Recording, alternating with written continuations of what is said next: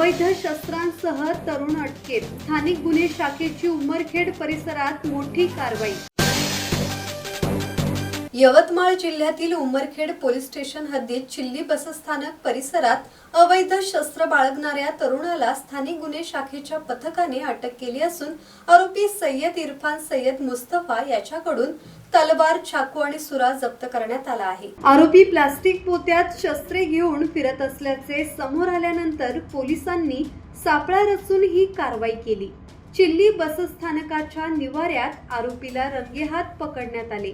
ही कारवाई सह पोलीस निरीक्षक धीरज बांडे आणि पोलीस उपनिरीक्षक शरद लोहकरे यांच्या पथकाने केली।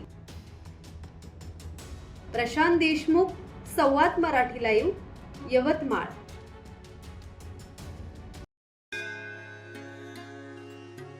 श्री गणपती संस्थान महड, तालुका खालापूर, जिल्हा रायगड। श्री वरद विनायकाच्या भक्तांसाठी भक्त निवासाची सोय, स्वच्छता आणि 24 तास गरम पाणी, सीसीटीव्हीची नजर। आगाऊ नोंदणीसाठी संपर्क करा 02192 26 69 12 72 76 47 38 54।